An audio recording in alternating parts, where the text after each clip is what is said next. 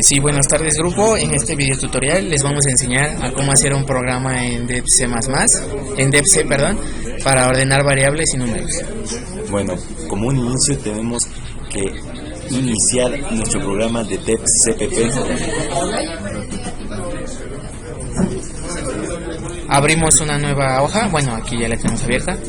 Y como saben, antes de empezar un programa siempre ponemos nuestras librerías para poder incluir los códigos. Como base, siempre la biblioteca de stdio.h. Para el System Pause y demás funciones del sistema, incluimos la librería de Windows.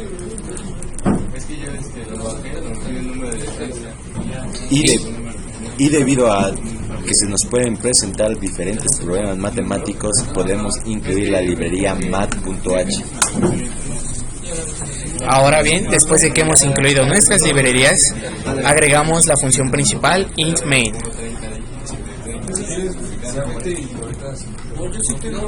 Después abrimos corchete para introducir los códigos del programa.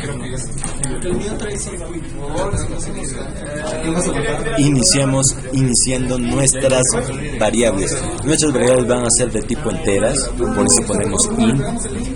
Declaremos una n que va a ser igual a 0 para que no nos ocasione problemas después, una i, una d y una t.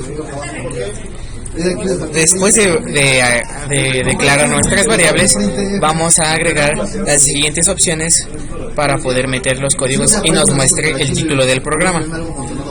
Como dato adicional, aquí estamos agregando una nota. Más tarde explicaremos por qué. Manda los datos, pero no hay como un texto dice, a continuación se muestran los agregamos saltos de línea para que se vea más estético.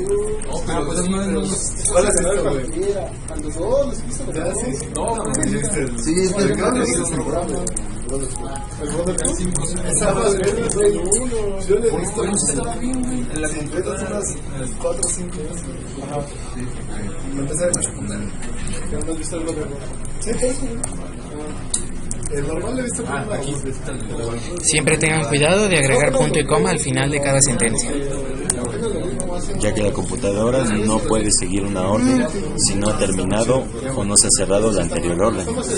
Ahora, lo que tenemos que hacer después de un printf es ingresar el número de datos que vamos a necesitar. Para eso al usuario se le pide que en la pantalla ponga el número de variables que va a ocupar.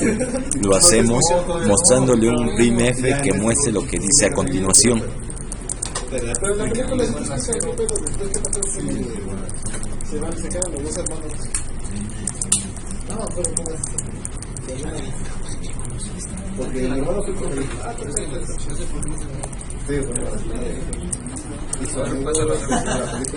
Agregamos en la sentencia que fuera un número entero y positivo porque a la hora de ordenar variables no podemos ordenar variables que tengan números negativos. Agregamos la sentencia scanf para que nos ayude a que detecte las cantidades que vaya a meter el usuario. Pero para esto tenemos que agregar las variables en las que van a estar declaradas. Por eso ponemos %i, que quiere decir que nuestras variables a declarar o a seleccionar van a estar dentro del dominio de los enteros y pertenecen a la letra o variable n. Aquí es donde va la nota que habíamos agregado. Pondremos un if, que es un condicional, el cual nos dirá que si el número de variables que está ingresando el usuario es menor a 0, le va a reiniciar el sistema pidiéndole que escriba un número entero y positivo, yéndose a la etiqueta previamente puesta de nombre A. En todo caso de que la condición no se cumpla, el programa puede seguir. Okay. Después de haber ingresado esto, haremos lo siguiente. Como sabemos, tenemos que declarar varias variables que vamos a ordenar. Entonces, estas variables tienen que estar organizadas dentro de un complejo de números, el cual lo declararemos como si fuera otra variable. Pero para esta variable se declara mediante corchetes. ¿Qué es lo que estamos diciendo aquí? Que todos los números que entren dentro de la variable de n van a pertenecer al complejo de A. Listo. Ahora necesitamos llenar esos complejos. Para esto vamos a hacer un printf y un scan más, acompañados de una sentencia for. La sentencia for repite ciclos, ¿sí? Repite una orden que tiene entre sus corchetes hasta que la condición que fue puesta en los paréntesis del for ya no se cumple. ¿Cómo hacemos esto? El apartado for tiene tres partes. Una donde iniciamos donde ponemos un valor donde queremos que empiece, y el segundo estante nos indica hasta dónde queremos que llegue. Le ponemos que menor que n para que llegue al número de variables que fueron puestas por el usuario, ya que al declarar un número complejo de variables, si el usuario pone, por ejemplo, 10 variables, el sistema va a empezar a contar desde A0 hasta A9. Por lo tanto, no existe A10 y es necesario que el programa no llegue a N. Por lo tanto, le pusimos que I tiene que ser menor a N. Y en el tercer apartado le indicamos la forma en que queremos que avance. Ponemos I++, que quiere decir que va en forma progresiva individualmente, o sea, aumentando 1. Bueno, después de agregar nuestra sentencia for, tenemos que abrir otro par de paréntesis, de corchetes. Ahora, dentro de esta sentencia for, podemos escribir la cantidad de valores, un print que le muestre al usuario qué valor va a meter, recordando que esos valores son los que se están ordenando dentro del complejo. Va a tomar valor de A0, A1, A2, A3, dependiendo de la cantidad de valores que quiera ordenar el usuario.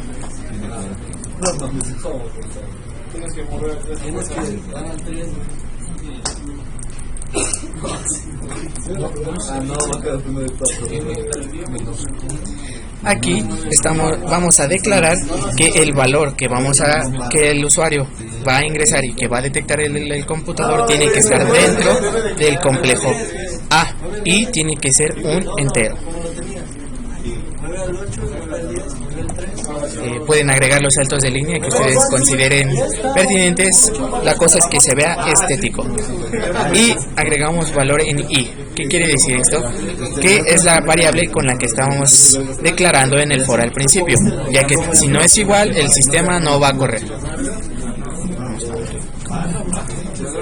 Y luego escribimos otro scanf. Este scanf es el que realmente está leyendo la variable o la cantidad que está ingresando nuestro usuario. Volvemos a lo mismo, tiene que ser una cantidad entera porque estamos trabajando con solo variables enteras, pero aquí pertenece al conjunto de A, que está contenido en la variable I, que es la que declaramos al inicio en el for.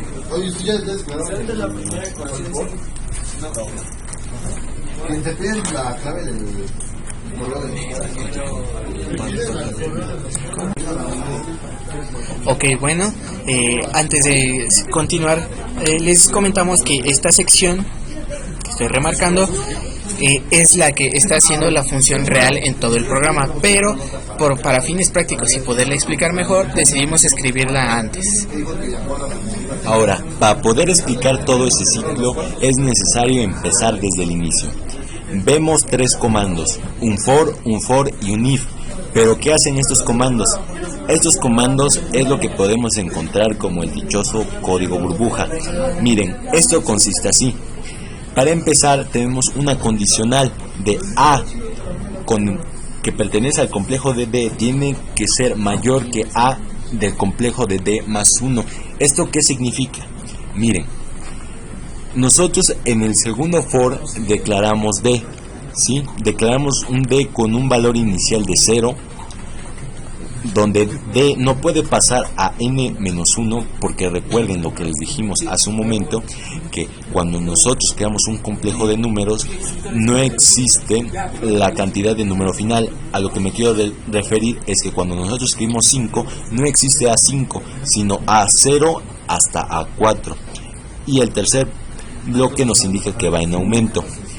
El if va a declarar desde A0 comparado con su sucesor, que sería A0 más 1, dando un equivalente de A1. Ahora, ¿qué hace si A0 es mayor que 1? Si se cumple esta condición, va a ser lo siguiente: T igual a A corchete D. Esto quiere decir que A, en el valor que tenga, va a ser guardado en una T. Le pusimos T de temporal para que no se pierda, porque una vez realizado el cambio, que es lo que hacemos en la segunda línea, que A es igual a A corchete D es igual a A corchete D más 1, lo que hace es cambiar de posición esos valores. Una vez hecho esto, ¿qué hacemos con AD? Porque AD se perdió, pero no se perdió porque lo respaldamos en T, y T ahora pasa a ser A corchete D más 1. Eso hace la condicional if, si es que se cumple. Si es que no se cumple, pasa derecho al siguiente grupo de números. Pero miren, nosotros cuando ponemos una línea de números, al estarlos cambiando y cambiando, no nos asegura que puede estar ya bien ordenado.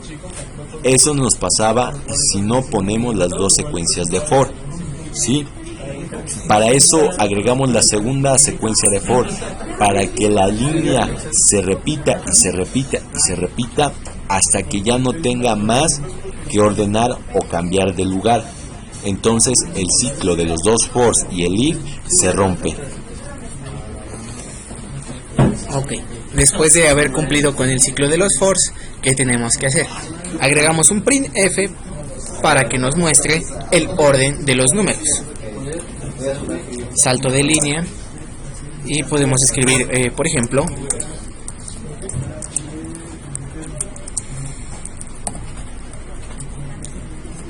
ahora, ¿por qué aquí agregamos otro for? ¿Por qué? Porque a la hora de estar imprimiendo los valores ordenados, los tiene que repetir de una manera secuencial. Volvemos a lo mismo. Aquí la variable i, que fue la que declaramos casi al principio, tiene que ser igual a n-1. ¿Por qué? Porque a la hora de estar escribiendo los valores, los escribirá de manera descendente, es decir, de menor a mayor, pero a la hora de poner este for de este modo, ¿qué quiere hacer? Que los va a poner el número mayor hasta arriba hacia el número menor. Si quisieran cambiarlo de dirección, es decir, del número menor al mayor, solo tienen que cambiar el orden de que estamos poniendo las direcciones aquí dentro de las condiciones en for. Por ejemplo, estamos agregando que for debe ser i debe ser igual debe ser igual a n-1. Lo que quiere decir es que va a empezar con el valor n-1, es decir, a5 o a4, dependiendo de la cantidad de valores que hayamos agregado. Después, al tener la condición de que i tiene que ser mayor o igual que 0, los va a ir acomodando en el orden como ya les habíamos mencionado, que tiene que ser del mayor al menor. Y la siguiente condición, a la hora de estar poniendo que debe ser i menos menos, quiere decir que en lugar de ir en orden creciente, va a ir en orden decreciente. Abrimos otro corchete debido a la sentencia for.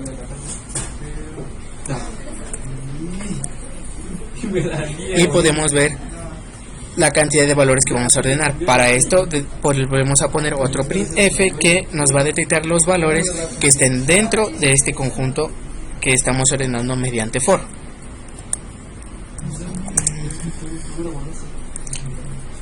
Declaramos que pertenecen a la SIG y están dentro del conjunto A que pertenece a la variable i.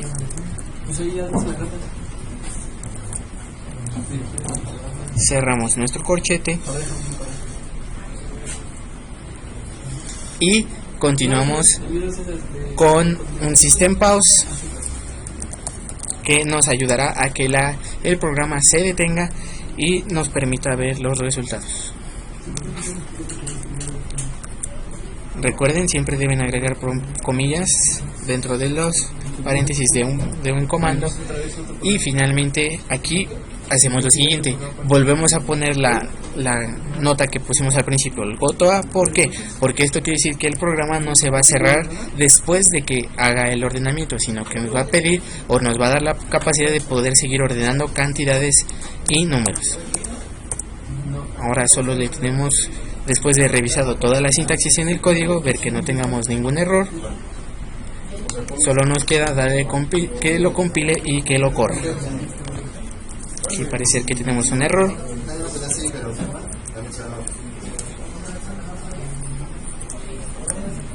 Parece ser que nos dio doble. Esta la borramos. Tienen que tener mucho cuidado a la hora de estar escribiendo, ya que puede que les cambie los códigos del lugar o que los hayan escrito mal. Ahora, ya que hemos revisado que esté completamente bien, si su programa no les da el corchete final, anótenlo para que les pueda correr bien el programa. Entonces ahora solo damos compilar y correr, seleccionamos en dónde guardarlo con la nombre de dato en .c y esperamos a que corra.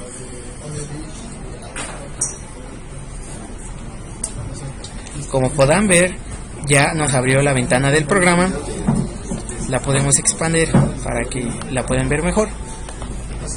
Y ahora podemos leer: por favor ingrese la cantidad de datos que van a ingresar en número entero y positivo. Para hacer pruebas de campo, vamos a hacer y a cumplir las condicionales que pusimos en nuestro código. Vamos a ver qué pasa si ponemos -5. Miren, nos regresa a donde el inicio, porque si ves así, no existen números en regresión a la hora de acomodar números. Ahora lo hacemos con un número real, y si no lo acepta, escribimos los valores a ordenar, los cuales se están asignando dentro del complejo como A0, A1 y A2, y así sucesivamente.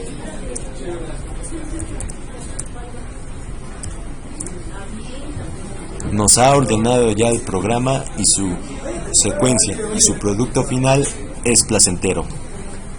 Y una vez presionada una tecla, nos vuelve al inicio para poder seguir ocupándolo.